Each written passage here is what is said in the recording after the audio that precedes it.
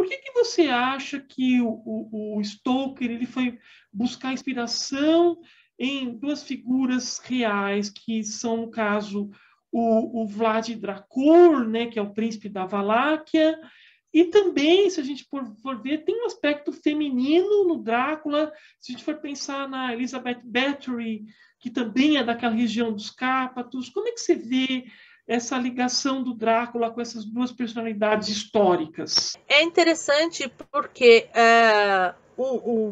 durante muito tempo acreditou-se que o Bram Stoker tivesse ido até os lugares, né? Uhum. Hoje já foi refutado essa questão, porque provavelmente ele conhecia livros de viagem, né? Então, por isso que tem lá o horário, né, do trem que parte da estação X e vai para o Borgopés lá, tem toda essa questão supostamente verídica, né? Que existia o Uhum. trem que passava, né? Que saía daquela estação em determinada hora.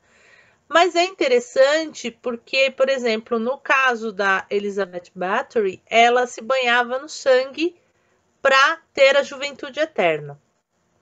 E no caso do Vlad Tepes, ele era uma figura, um guerreiro, né? E que ele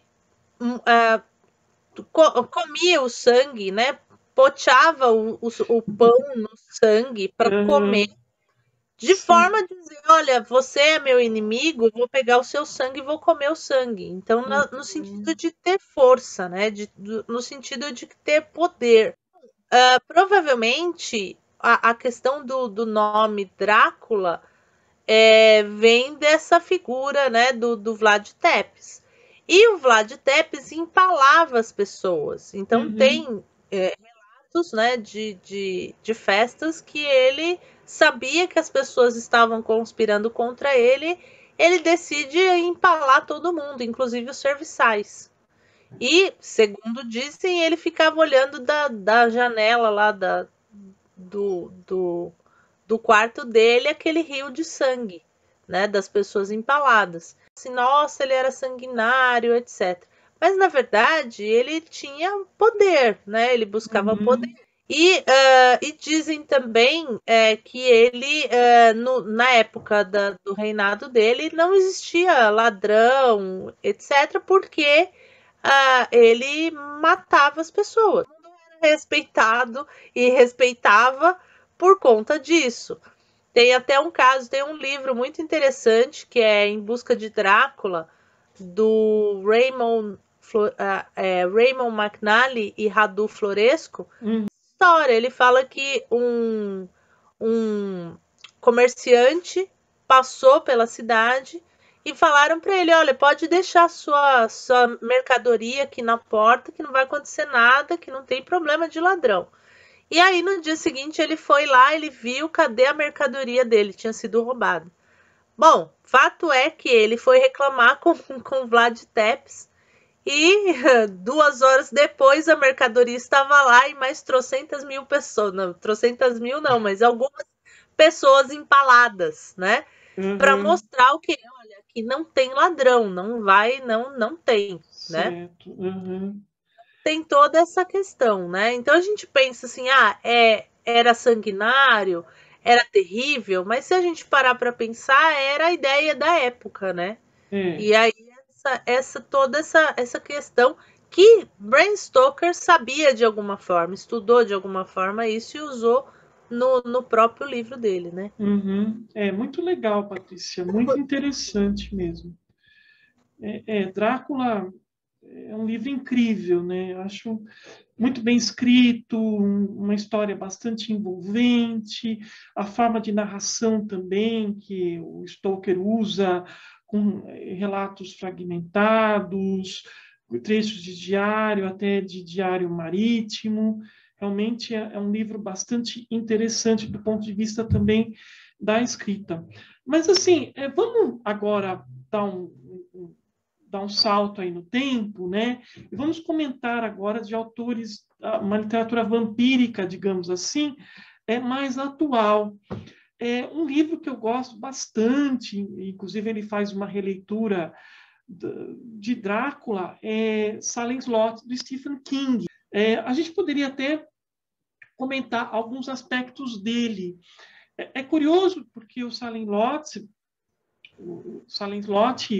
você falou, né, a gente estava falando da figura da vampira como mulher, mas o que eu acho uma das coisas mais assustadoras no Salem Slot, e é uma coisa que eu nunca tinha visto antes, eu não sei se algum outro autor fez a mesma coisa que o Stephen King, foi justamente vampirizar crianças. Aparecem crianças que são vampiras, né?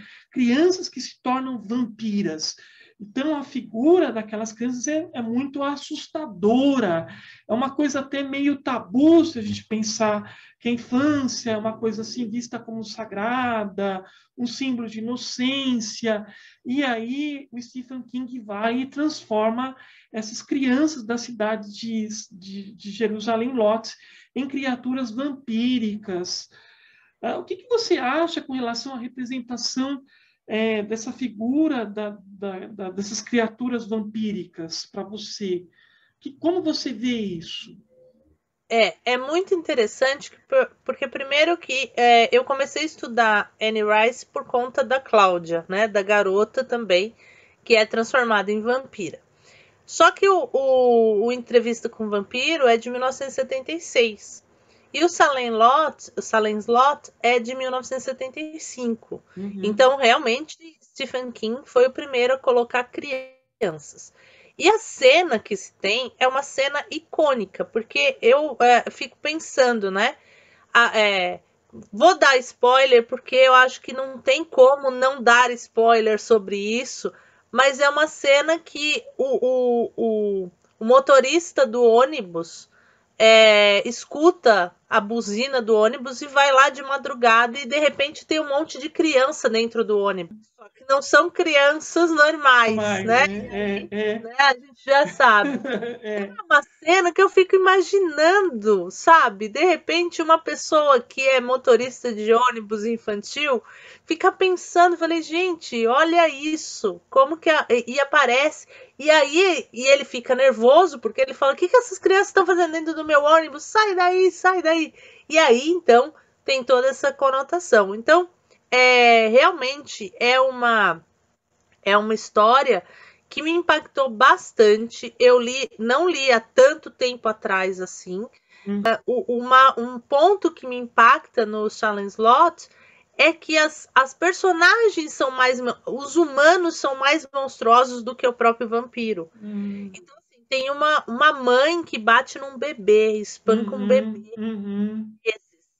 Então, aquilo me chocou de tal forma que você começa a entender que, às vezes, o vampiro tá ali, sabe, para fazer o contraponto, porque quem é o terrível são os humanos, né?